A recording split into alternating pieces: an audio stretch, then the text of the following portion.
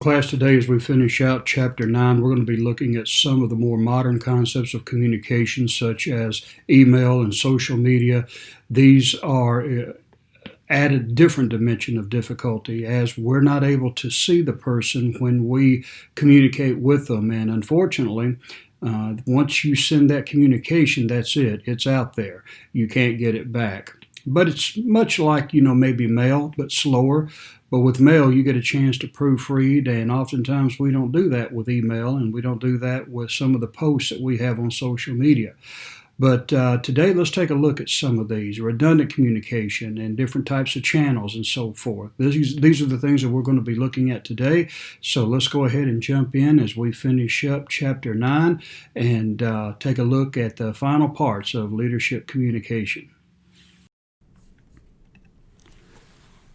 Okay, everyone, let's go ahead and finish up Chapter 9 today as we finish up leadership communication. Today we're going to be looking at the idea of channels, and we're also going to be looking at verbal and nonverbal communication. Now, what's a channel? A channel is a medium by which a communication message is carried from sender to receiver. For instance, what I'm doing right now is a channel. I'm communicating to you through an electronic medium, which is this computer. But I'm also communicating verbally to you. It's not written or emailed to you or whatever. So the channel is the way in which that message is conveyed. Now, channel richness is the amount of information that can be transmitted during a communication episode. That's back and forth. You have one-way communication, which is what we're doing right now. Me talking to you, but there's very little dialogue that takes place as we interact with this technology.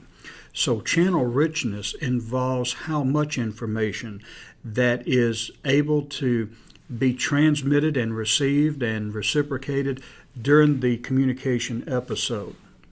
Now, Exhibit 9.6 is a continuum of channel richness, and if you take a look here, at the extreme left, you see the low channel richness, and that might be a formal report. The disadvantages to it, it's impersonal, it's one way, it's sending usually a written type of communication to someone, and feedback is slow. This is why traditional organizations who have a bureaucratic structure with many hierarchies and leadership is centralized at the top. This is why most of them aren't successful anymore, because it takes forever for your communication, which is usually a written request or a report, to make it through all the channels or all the hierarchies in that organization to get to the decision maker. And then once the decision maker has that information, it takes time to get back down to the people who initiated it in the first place.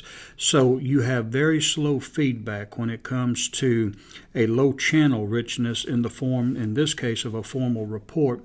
However, it does have advantages. You do have a written record. You have a paper trail. Oftentimes, that is the saving grace of these types of channels.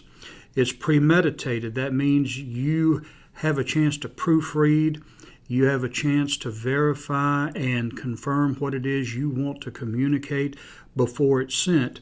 When you talk, and oftentimes if you are not very careful, you can misspeak. And once it's said, you can't get it back.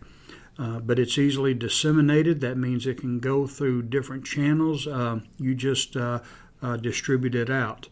You get a little less formal with memos and letters. Those are still written, but they're not as formal going up all through the hierarchies to the top. You also have email and text, messaging, and the internet.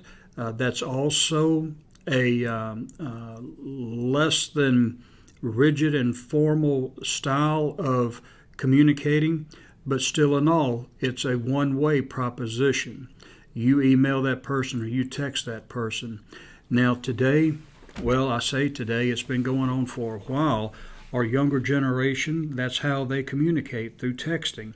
and they have different symbols and abbreviations and all of that to indicate how they're saying things and what they're saying and all of that. I'm not as adept at that as they are, or maybe you may be, but it is a popular form of communication today. Email, it's popular, but I believe with the instant communication that text messaging brings, they prefer that, the younger people at least, and maybe the older people, to everything else. Telephone, just get up and call the person. Now, telephones, I rarely see telephones being used for the purpose that they were intended for, at least to the degree that it's being misused today.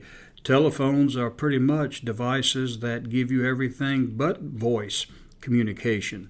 Now, we still receive calls, don't get me wrong, but we have apps for everything on our phone. We text, and that's a very quick way of communicating, and I think that may be the advantage and the reason why we don't talk as much. And for some of us who are challenged with attention deficit and all of that, we want to get to the point. We don't want to stay on the phone. In fact, for me personally, if I'm talking to you more than 2 or 3 minutes on the phone, unless it's something that is very, very important, I'm tuning you out. So few of us have a lot of patience when it comes to telephone communication. And then you have the other end of the spectrum, which is face-to-face verbal. And that's the two-way. It's personal, and you have fast feedback. Once it's said, you can receive the input from others that they received it, and this is high channel richness. Disadvantage is that there's no record of that verbal communication. It's your word against that person's unless you have a witness. It is spontaneous. Sometimes you may speak, and as the old saying goes, you may put your foot in your mouth. You may say things that you wish you hadn't have said. And then dissemination is hard. I can speak to a person face to face, but if I want to disseminate it, I've got to go to everybody I want that communication to go to and go through the same routine of talking to them just as I've talked to the first person.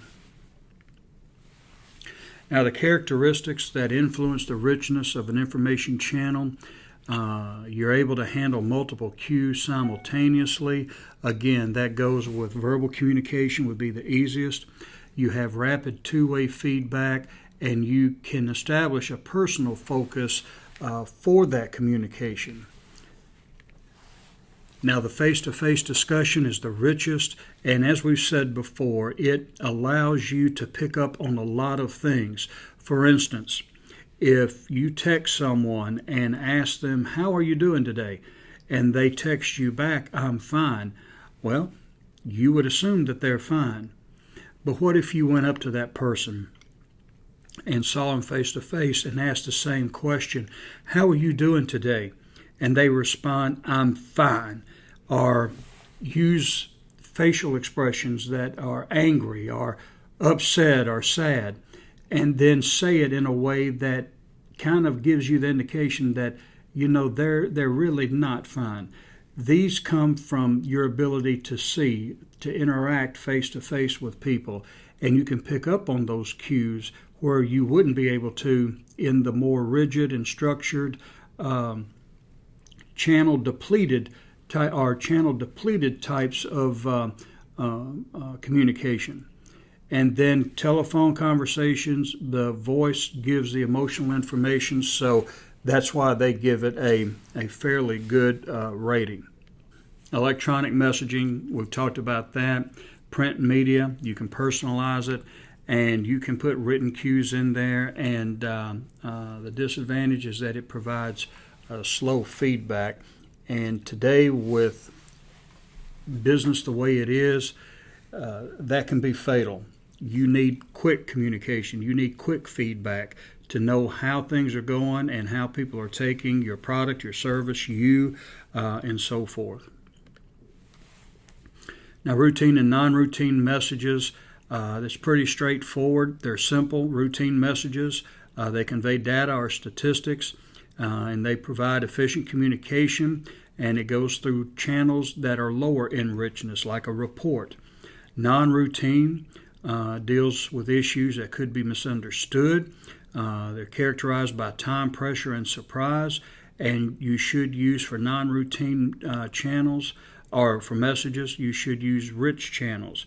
For instance, if you have a problem come up that you haven't had to deal with, you may want to talk to the person face to face instead of trying to convey a report, especially if it's, again, time sensitive, if it catches you by surprise, if it's complex in nature, or if it deals with problems or stuff that you need to address right away. You want to be able to probably just see them face to face or at least by phone. Redundant communication or messages of high importance can be sent using more than one channel. It adds weight to the message and keeps the issue at the top of people's mind. So with redundant communication, these are really communiques that you can send text, voice, telephone, what have you.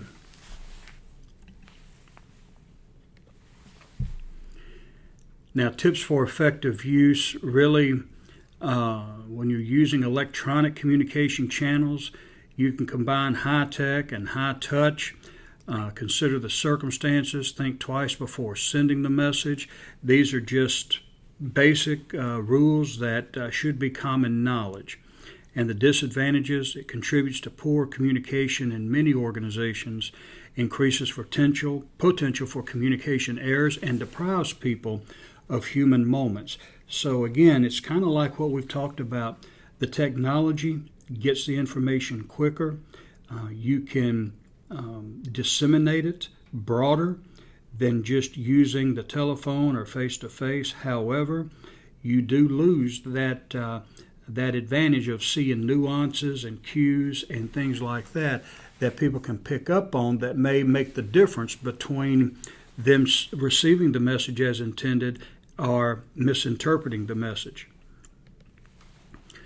Now, nonverbal communication is body language, transmitted through action and behavior.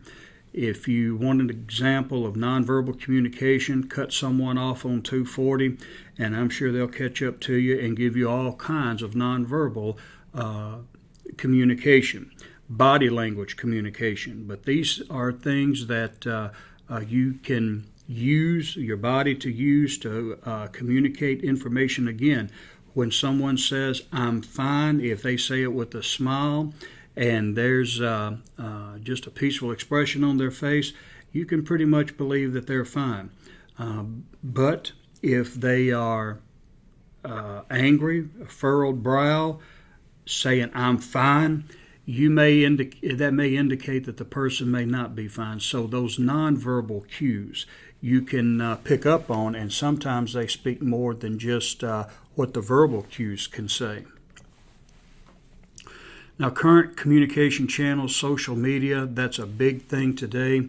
I'm sure everybody who has a phone or any type of internet access has social media, or they've at least been exposed to it. So that's getting to be a growing issue, especially when it comes to hiring. People are looking at social media pages to determine what kind of person you are. So social media, for the good and the bad, is a big tool. Challenges: developing skills for communicating in a crisis. Now, here at Mid-America, we have, for instance, a communication system so that if there's a crisis, we have a way of being able to communicate. But what if your company or what if your church doesn't have that? You need to be able to develop a communication protocol for any type of situation that may come up. Now, social media, internet-based applications, all of these things allow the creation and sharing of user-generated content. So, again, Facebook, Twitter, Snapchat, all of these things, Wikipedia, or wikis and blogs, these are all ways that people can communicate. And the biggest challenge to me for this is managing it all, being able to contain it. and making sure that accurate and truthful information is disseminated. Hopefully after today you can appreciate a little bit more the concept of electronic media and how these channels serve to provide us with faster communication, but again, it's not without its own difficulties and so forth. And today we also took a look at richness and some other processes of communication that are important if we're going to be effective leaders. Well, that's it for this week. We'll come back next week and carry on. Until then, you have a good weekend. God bless you, and we'll see you next week.